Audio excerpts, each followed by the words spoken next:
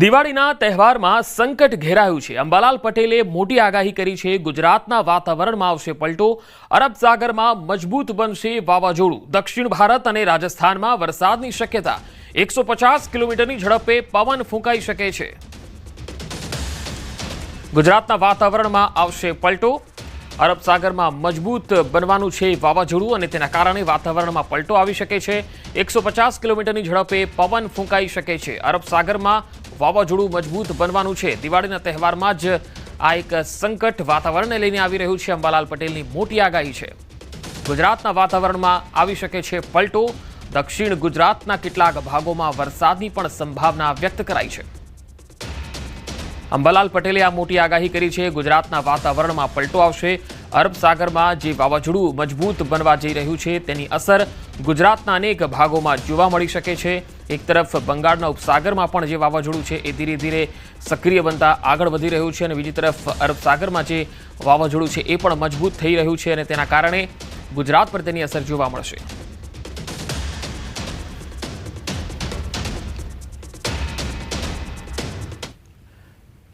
વધુ માહિતી મેળવીએ। સંવાદદાતા વિભુ પટેલ મારી સાથે જોડાયા છે।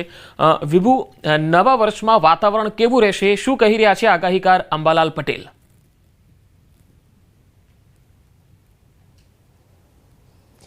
પંકજ, અત્યારે અમારી સાથે છે હવામાન નિષ્ણાંત અંબાલાલ પટેલ અને તેઓને પૂછીશું, કારણ કે આખું વર્ષ છે વાતાવરણમાં વારંવાર પલટો જોવા મળી રહ્યો છે। ખાસ કરીને ચોમાસા જેવો માહોલ ઉનાળામાં પણ જોવા મળી રહ્યો છે, હવે શિયાળામાં પણ જોવા મળશે અને ચોમાસામાં તો ખૂબ સારો વરસાદ છે તે થયો છે।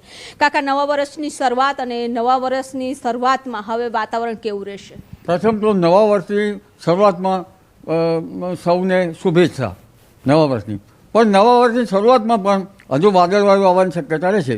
દિવાળી બાદ બેસતા વર્ષની શરૂઆતમાં પણ વાદળવાયુ આવવાની શક્યતા રહેશે અને લગભગ બંગાળના ઉપસાગરનો ભેજ અને અરબ સાગરના ભેજના કારણે હમણાં લગભગ બેસતા વર્ષની શરૂઆત સુધીમાં પણ દક્ષિણ ગુજરાતના ભાગોમાં અને મધ્ય ગુજરાતના ભાગોમાં ક્યાંક વરસાદ થવાની શક્યતા રહેશે। ખાસ કરીને દક્ષિણ ગુજરાતના ભાગોમાં વરસાદ થવાની શક્યતા રહેશે અને ગુજરાતના લગભગ બહુધા ભાગોમાં વાદળવાયુ આવવાની શક્યતા રહેશે। પણ ઉલ્લેખનીય છે કે બંગાળ ઉપસાગરની સિસ્ટમ 23-24થી સક્રિય થઈને લગભગ માસના અંત સુધીમાં ત્યાંની અસર દક્ષિણ ભારતમાં થઈને અરબ સાગરમાં આવશે અને અરબ સાગરમાં જે હલચલ છે તે હલચલના કારણે લગભગ આ માસના અંત સુધીમાં એક ભારે સિસ્ટમ બનશે અને એક ચક્રવાતમાં તબદીલ થવાની શક્યતા રહેશે। જો કે આ ચક્રવાત અતિ ભારે હોવાની શક્યતા નથી, પણ આ ચક્રવાતના અસરના લીધે ગુજરાતમાં વરસાદ થવાની શક્યતા રહેશે। લગભગ પશ્ચિમ સૌરાષ્ટ્રના ભાગો અને પશ્ચિમ ઉત્તર સૌરાષ્ટ્રના ભાગોમાં વરસાદ થવાની શક્યતા રહેશે। કેટલાક ભાગોમાં ભારે કે કોઈ ભાગમાં અતિ ભારે વરસાદ થવાની શક્યતા રહેશે અને કચ્છના ભાગો, ઉત્તર ગુજરાતના ભાગો તેમજ બનાસકાંઠા, મહેસાણા, સાબરકાંઠાના ભાગો, પૂર્વ ગુજરાતના ભાગો, પંચમહાલના ભાગોમાં વરસાદ થવાની શક્યતા રહેશે। મધ્ય ગુજરાતના ભાગોમાં પણ કમોસમી વરસાદ થવાની શક્યતા રહેશે। અમદાવાદ, ગાંધીનગરના ભાગોમાં પણ હવામાનમાં પલટો આવે અને વાદળવાયુ કે વરસાદ થવાની શક્યતા રહેશે।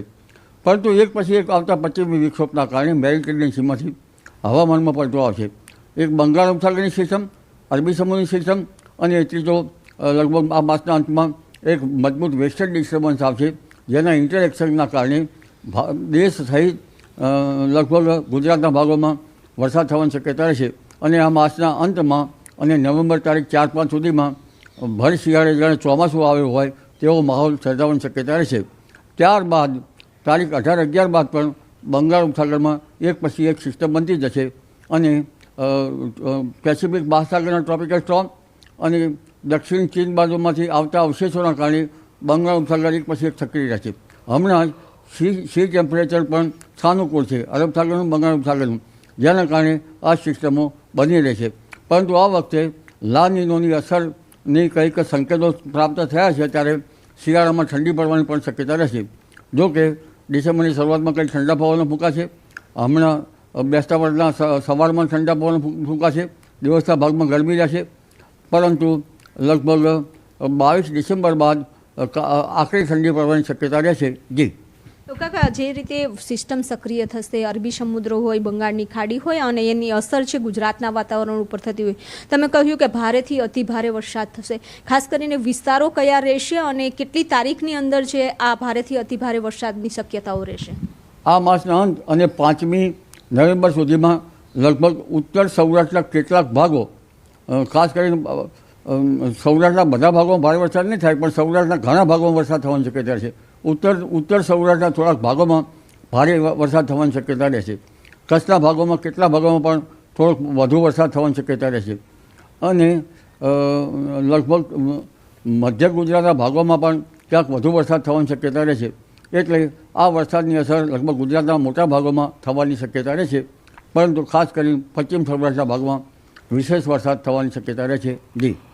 કાકા, જે અરબી સમુદ્રમાં સિસ્ટમ બનશે, બંગાળના ઉપસાગર તો હંમેશા માટે સક્રિય જ હતો. છેલ્લા 5 વર્ષમાં જોઈએ તો અરબી સમુદ્ર પણ બહુ વધારે સક્રિય થઈ ગયો અને વારંવાર આ સિસ્ટમો બની રહી છે. તો અરબી સમુદ્ર અને બંગાળની ખાડીમાં જે સિસ્ટમ બને છે કેટલી મજબૂત બનશે અને તેની અસર શું રહેશે?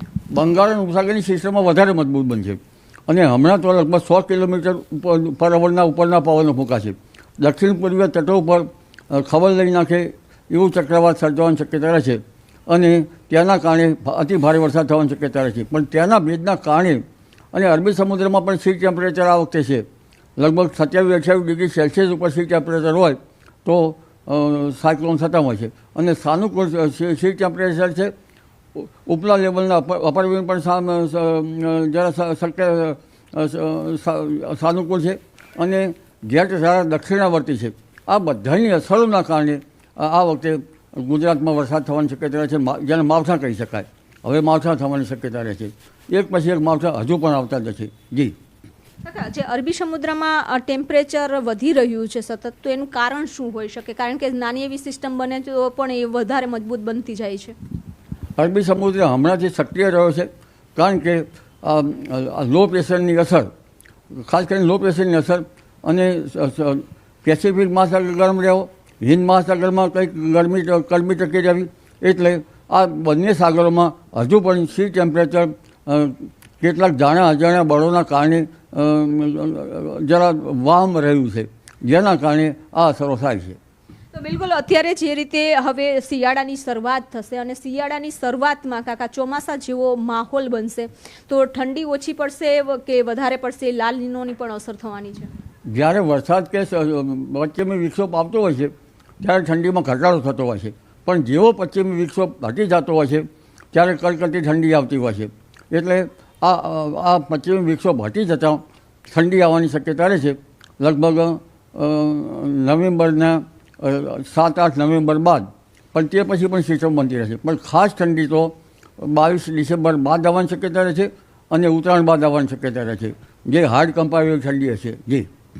આ ઠંડીની શરૂઆત છે હવે ક્યારથી શરૂ થશે? કારણ કે અત્યારે તો જે રીતે પ્રદૂષણ વધી રહ્યું છે તેના કારણે બી ગરમીનો અહેસાસ થાય છે અને બેવડી ઋતુનો અહેસાસ થઈ રહ્યો છે. લગભગ મધ્યમ પ્રકારની ઠંડી 15 નવેમ્બર બાદ આવવાની શક્યતા રહેશે અને 18 નવેમ્બરથી જે સિસ્ટમ બની રહી છે તે અને પશ્ચિમ વિક્ષોભ એ હટી જતાં ડિસેમ્બરની શરૂઆતમાં ઠંડા પવનો ફૂંકાશે, પરંતુ 15 ડિસેમ્બર સુધીમાં માવઠું આવવાની શક્યતા રહેશે. અને ખાસ ઠંડી તો જે છે એ દેશના ઉત્તરીય પર્વતીય પ્રદેશોમાં ભારે હિમવર્ષા 22 ડિસેમ્બર બાદ જ થવાની શક્યતા રહેશે, જેના કારણે ગાત્રો થીજવતી ઠંડી પડવાની શક્યતા 22 ડિસેમ્બર બાદ છે અને તે પૂર્વે ઠંડી આવવાની શક્યતા રહેશે. પણ મહત્તમ ઉષ્ણતામાન ત્યારે 15 ડિગ્રી 16 ડિગ્રી સેલ્સિયસ જેવું રહેવાની શક્યતા રહે છે, જ્યારે 22 ડિસેમ્બર બાદ લગભગ 8 ડિગ્રી સેલ્સિયસ જેવું ન્યૂનતમ તાપમાન કેટલાક ભાગમાં થવાની શક્યતા રહે છે. ખાસ કરીને મહેસાણાના ભાગોમાં ઠંડી, ઉત્તર ગુજરાતના ભાગમાં ઠંડી વધારે પડશે અને કેટલાક મધ્ય ગુજરાતના ભાગોમાં વધારે ઠંડી પડશે, કચ્છના ભાગોમાં વધારે ઠંડી પડશે અને સૌરાષ્ટ્રના ઉત્તર સૌરાષ્ટ્રના ભાગમાં વધારે ઠંડી પડવાની શક્યતા રહે છે. જી. અત્યારે જે ઠંડી પડશે, ફરી વરસાદ થશે, ચોમાસા જેવો માહોલ બનશે, તો જનરલી જોયું છે કે ચોમાસાનો જે પાક હતો એ પાછોતરો વરસાદ થવાને કારણે ખૂબ મોટું નુકસાન થયું છે. નવરાત્રિમાં જે વરસાદ પડ્યો છે એના કારણે હવે શિયાળુ પાકની શરૂઆત થશે, ઘઉંનો પાક થશે અને ત્યારે જીરુંનો પાક થતો હોય છે. તો આ ચોમાસા જેવો માહોલ, ત્યારબાદ ફરી ઠંડી, તો આ જે વેસ્ટર્ન ડિસ્ટર્બન્સ આવશે, બંગાળની ખાડીમાં સિસ્ટમ બનશે, અરબી સમુદ્ર, આ સિસ્ટમોને કારણે વાતાવરણમાં જે તફાવત આવશે એના કારણે ખેતીના પાકને કેટલું અસર પહોંચશે? નવેમ્બરની શરૂઆતમાં જીરા વવાતા હોય છે, 15 નવેમ્બર બાજુ ઘઉં વવાતા હોય છે, અને ઘઉં મોડા ઘઉં છે એ ડિસેમ્બર 2 તારીખ સુધીમાં વવાતા હોય છે. ઠંડી પડે તો જ ઘઉં સારા થાય, ઠંડી પડે તો જીરા સારા થાય. પણ આ ભેજવાળા વાતાવરણના કારણે જીરાના પાક પછી એક પછી આવતા ચરમો કે કાળીઓ આવવાની શક્યતા રહે છે. એટલે પાક સંરક્ષણના પગલાં ખેડૂત ભાઈઓ લેવા સારા રહે છે. તો આ હતા અંબાલાલ પટેલ અને તેઓએ કહ્યું છે કે ભર શિયાળે ચોમાસા જેવો માહોલ છે તે જોવા મળશે, કારણ કે અરબી સમુદ્ર અને બંગાળની ખાડી બંનેમાં સિસ્ટમ સક્રિય થશે. જી વિભુ, આભાર માહિતી આપવા માટે. અને હવે વાત કરીશું આગની ઘટનાઓની.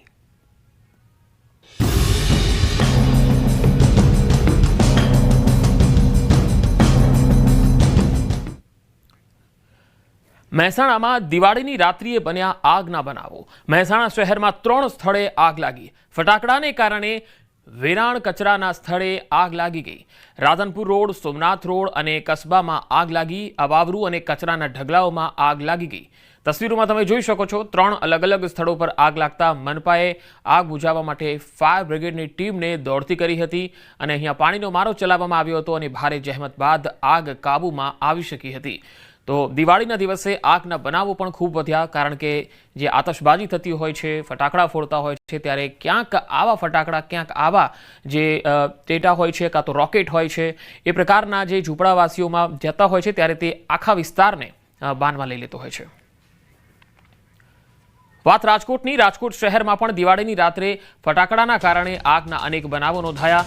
શહેરમાં 125 જગ્યાઓ પર ફટાકડાને કારણે આગ લાગી ગઈ. તમામ બનાવોમાં ફાયર બ્રિગેડની ટીમ દ્વારા આગ પર કાબુ મેળવી લેવાયો. કોઈ જાનહાનિ થઈ નથી. આખી રાત રાજકોટના અલગ અલગ ફાયર સ્ટેશનો ધમધમતા રહ્યા. આગના બનાવમાં અલગ અલગ જગ્યાઓએ 2 બાઇક અને 1 કાર સળગી.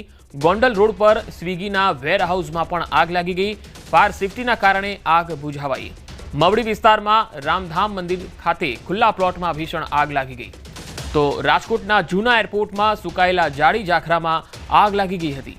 એક પણ બનાવોમાં કોઈ જાનહાનિ કે ઈજા થઈ નથી. વધુ માહિતી મેળવીએ. રાજકોટથી સંવાદદાતા અંકિત પોપટ જોડાયા છે. અંકિત, રાજકોટમાં અસંખ્ય આગના બનાવો દિવાળીની રાત્રે નોંધાયા છે. કોઈ પણ બનાવમાં ક્યાંય કોઈ જાનહાનિના અહેવાલ આવી શક્યા છે? ચોક્કસ પંકજ, ખાસ કરીને વાત કરવામાં આવે તો ગઈકાલે દિવાળીનો પર્વ હતો, ત્યારે મોટા ભાગે લોકો છે તે ફટાકડા ફોડતા હોય છે. અને ગઈકાલની જો વાત કરવામાં આવે તો સાંજના 6:30 વાગ્યાથી લઈને રાત્રિના 1:30 વાગ્યા સુધીમાં કુલ 125 જેટલી જગ્યાએ ફટાકડાઓના કારણે આગ લાગી હોવાનો બનાવ છે તે સામે આવ્યો છે. એક પણ બનાવની અંદર એક પણ વ્યક્તિને ઈજા કે જાનહાનિ ન પહોંચી હોવાનું છે તે સામે આવ્યું છે. તમામ બનાવમાં ફાયર બ્રિગેડની ટીમ દ્વારા આગ પર સંપૂર્ણપણે કાબુ મેળવી લેવામાં આવ્યો હતો. ચોક્કસ માલને હાનિ પહોંચી છે, પરંતુ કોઈ જાનહાનિના સમાચાર હજુ સુધી સામે નથી આવ્યા. બનાવની જો વાત કરવામાં તો આગના બનાવમાં 2 જેટલા બાઇક તેમજ 1 કાર પણ સળગી હોવાનું છે તે સામે આવ્યું છે. ગોંડલ રોડ પર સ્વિગીના વેરહાઉસમાં આગ લાગી હોવાનું છે તે પણ સામે આવ્યું છે. મવડી વિસ્તારમાં રામધામ મંદિર સામે આવેલા ખુલ્લા પ્લોટમાં ભીષણ આગ લાગવા પામી હતી. તો સાથોસાથ રાજકોટનું જે જૂનું એરપોર્ટ છે તેમાં સુકાયેલા જાડી ઝાખરાની અંદર પણ આગ લાગી હોવાનું છે તે સામે આવ્યું છે. જી અંકિત, આભાર માહિતી આપવા માટે. આ તરફ અમદાવાદના ઝુંડાલ સર્કલ પાસે પણ આગનો બનાવ સામે આવ્યો. ખુલ્લી જગ્યામાં કચરામાં આગ લાગતા દોડધામ મચી ગઈ. આ તસવીરો તમે જોઈ શકો છો. એક તરફ દિવાળીનો માહોલ હતો અને બીજી તરફ આગની ઘટનાથી ફાયર વિભાગની પણ મુશ્કેલીઓ વધી ગઈ હતી. જો કે ભારે જહેમત બાદ આગ પર કાબુ મેળવી લેવાયો. અમદાવાદના ઝુંડાલ વિસ્તારનો આ બનાવ.